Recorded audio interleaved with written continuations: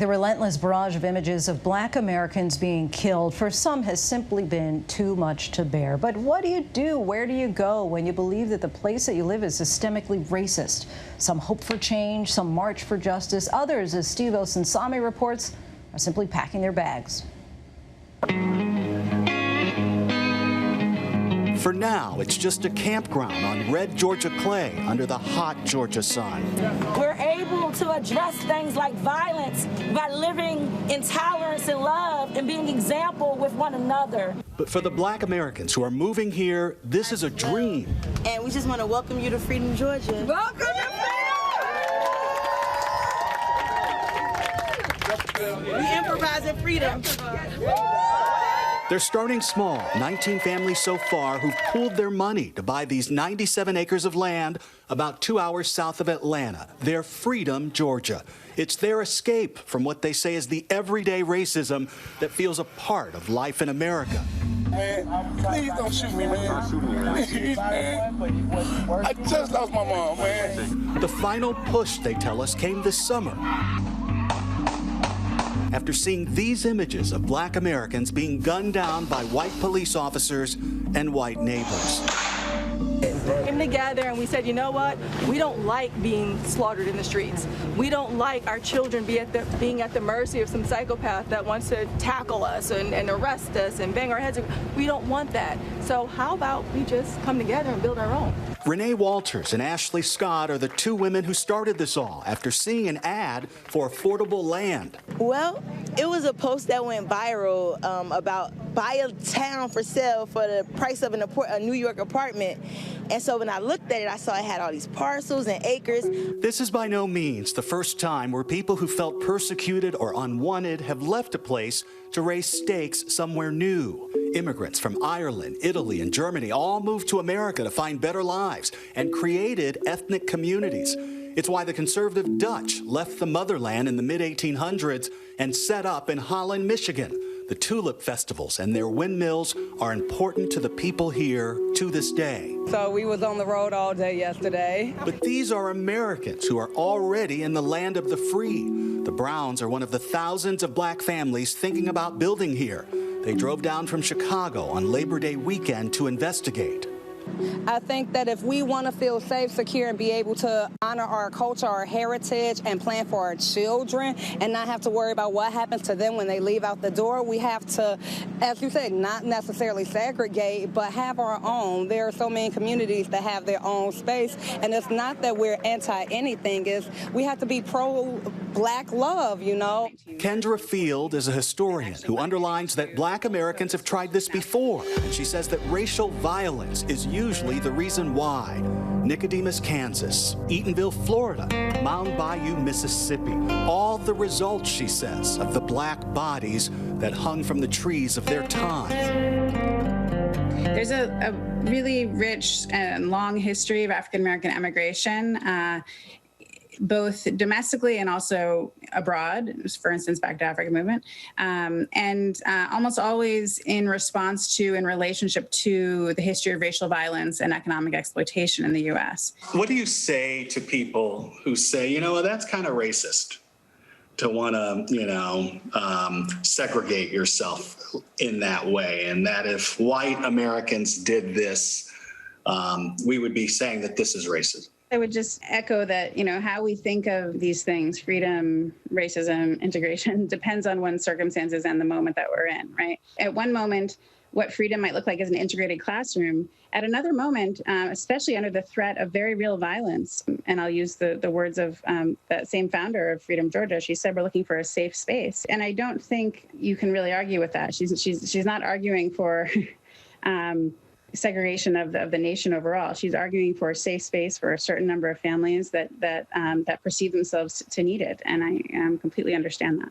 The professor knows this personally. She has people in her own family who started this Black settlement in Oklahoma.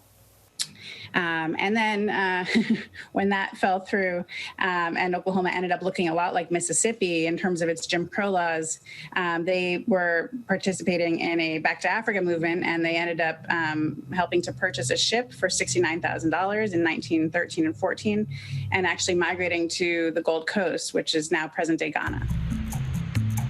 Welcome to present-day Ghana, where according to the International Monetary Fund, they've now produced one of the fastest-growing economies and where the success and safety here rank alongside several countries in Europe.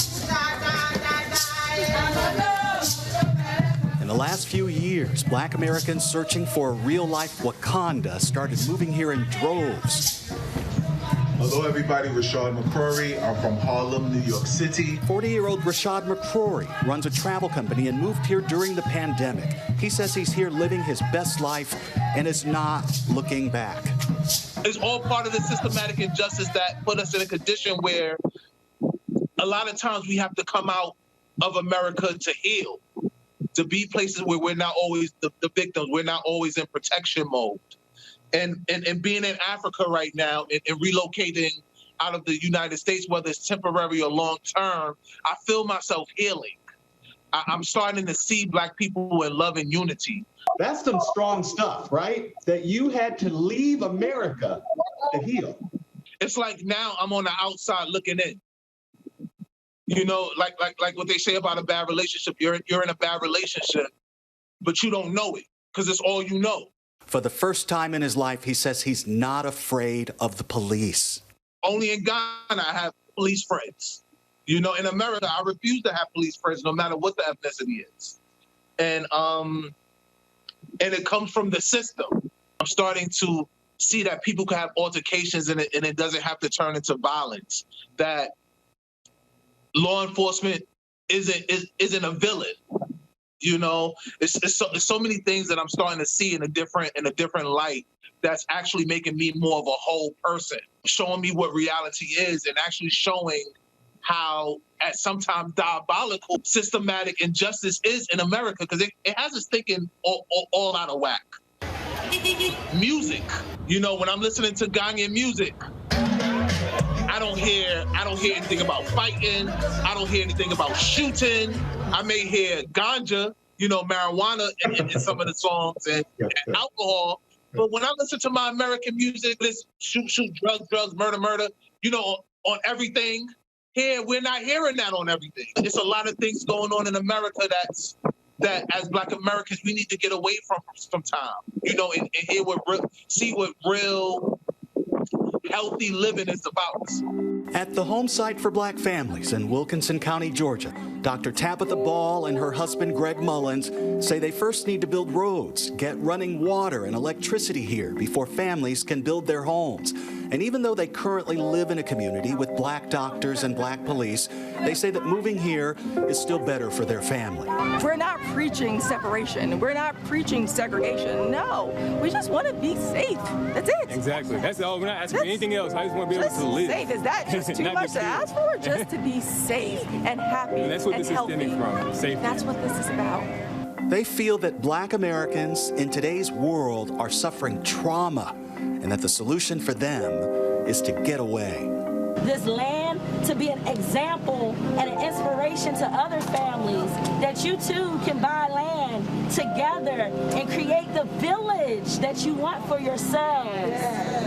And this is our village. We are a village of families, and we happen to be Black families, but what we want is for all families to have and experience that same power of doing something together and building something for ourselves.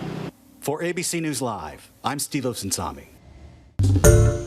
Hi everyone, George Stephanopoulos here. Thanks for checking out the ABC News YouTube channel. If you'd like to get more videos, show highlights, and watch live event coverage, click on the right over here to subscribe to our channel, and don't forget to download the ABC News app for breaking news alerts. Thanks for watching.